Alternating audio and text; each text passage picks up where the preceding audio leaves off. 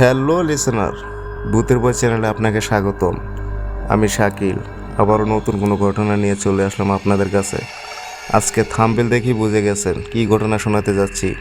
তো সবাই একটু নড়ে চড়ে বসুন আর ঘটনাটা মনোযোগ দিয়ে শুনবেন। ঘটনাটা আমি কালেক্ট করেছি আমার এক বন্ধুর কাছ থেকে, আর বন্ধু বলেছে ঘটনাস্থল এবং তার নাম সব কিছু হাইড রাখতে। তা আমিও সেভাবে বলারই চেষ্টা করব। তো সরাসরি ঘটনায় চলে যাই। আমার ফ্যামিলিতে আমার মা, আমার বাবা আর ছিলাম আমি, তাদের একমাত্র সন্তান। আর আমার একটা গার্লফ্রেন্ড ছিল। তো একদিনকা মা বাবা কিছু একটা নিয়ে অনেক ঝগড়া করতেছিল। মা রাগ করে তার বাবার বাড়িতে চলে যায়, আমার নানার বাড়িতে চলে গেছে। তো বাবাও মাকে আনতে চলে যায় তার শ্বশুর বাড়িতে। তো বাবা যাওয়ার পরে নানা নানি বাবাকে একদিন থাকতে বলতেছে। তো বাবা আমাকে ফোন করে বললো যে আজকে আমরা আসতে পারবো না, তুমি একলা একলা আজকে বাসায় থাকবা। তো আমিও আর কি করব, বাসায় থাকতে হবে একলা একলা। তো আমি আমার গার্লফ্রেন্ডকে ফোন দিলাম। ফোন দিয়ে বললাম, বাবু আজকে চলো না, আমরা রুম ডেট করি। আমার বাসাটা পুরো ফাঁকা, আমার মা বাবা কেউই নেই বাসায়। এটা যখন তাকে আমি বললাম, সে আমার সাথে রেগে মেগে ফায়ার হয়ে ফোন কেটে দিল। তো আমিও মন খারাপ করে বাসায় রয়ে গেলাম। তো রাত্র হয়ে গেল, আমি খাওয়া দাওয়া করে শুয়ে পড়লাম। হঠাৎ করেই কলিং বেলের শব্দে আমার ঘুম ভাঙলো। ঘুম ভাঙার পরে আমি ফোনে দেখেই তখন রাত্র 1টা বাজে। এই সময় কে আসলো এত রাতে? আমি হুড়মুড় করে দরজা খুললাম, গিয়ে দেখি আমার গার্লফ্রেন্ড।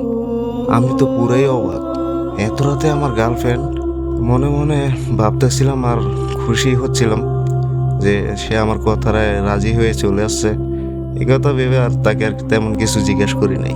তো তাকে আমি রুমে ঢুকাইলাম, দরজা ছিটকুনি না লাগিয়ে দুইজনেই খাটের উপরে যেয়ে বসলাম। তখন আমার জানলাটা খোলা ছিল রুমের জানলাটা দিয়ে চাঁদের আলো রুমে ঢুকতেছে, আর চাঁদের আলোয় তাকে খুব স্পষ্ট দেখতেছি, আমার গার্লফ্রেন্ডকে। তাকে খুবই সুন্দর লাগতেছে আজকে। তখনই আসমানে বিদ্যুৎ চমকে ঠান্ডা একটা বাতাস রুমে প্রবেশ করলো।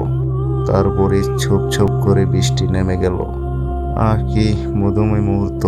দুজনেই নেকেড অবস্থায় পুরো জামা কাপড় খুলে ফেলছি। তারপর দুজনের জন্য মিলামেশায় ব্যস্ত। এই মুহূর্ত ভোলার মতো নয়। এরকম ফিলিংস আমার জীবনে আর কখনোই পাই নাই। দুজনেই মেতে উঠলাম আনন্দে। তখন জন মিলামেশা করতে করতে তখন যে রাত্র 4টা বেজে গেল। তখন দুজনেই অনেক ক্লান্ত। সে আমাকে বলল, আমার গার্লফ্রেন্ড, আমি আসি।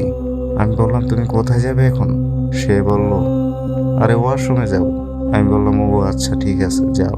সে যখনই ওয়াশরুমে গেল, কিছুক্ষণ পরেই আমার ফোনে একটা কল আসলো।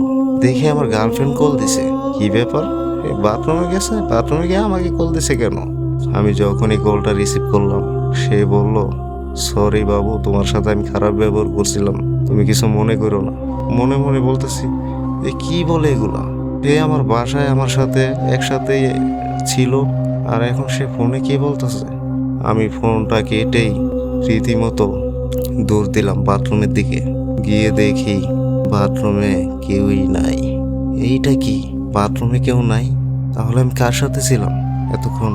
এটা ভাবতেই আমার শরীর যেন একদম ঠান্ডা শীতল হয়ে গেল। শরীরের লোমগুলা সব দাঁড়ায় গেল যে এটা কিভাবে সম্ভব, আমি কার সাথে ছিলাম এতক্ষণ? এটা ভাবতে ভাবতেই আমি কখন যে সেন্সলেস হয়ে পড়ে গেলাম আমি নিজেও জানি না। সকালে আমার ঘুম ভাঙলো, দেখে আমি বাথরুমের সামনে পড়ে আছি। তখন মাথায় অনেক ব্যথা ছিল, শরীরও দেখি জ্বর। তখন রাতের কথা আবার মনে পড়ে গেল যে কি হইল আমার সাথে। এটা কি আমার স্বপ্ন ছিল নাকি বাস্তব, তা আমি বুঝতে পারি নাই। তো এই ছিল ঘটনা। তো কেমন লাগলো এই ঘটনাটা আপনাদের? আশা করি সবার ভালো লাগছে, আর জানিয়ে যাবেন কমেন্ট করে এই ঘটনাটা আপনাদের কেমন লাগলো। তো আবারও ফিরে আসবো নতুন কোনো ঘটনা নিয়ে। সেই পর্যন্ত সবাই সুস্থ থাকুন, ভালো থাকুন এবং ভূতের বয় চ্যানেলের পাশে থাকুন। আমি শাকিল, ধন্যবাদ।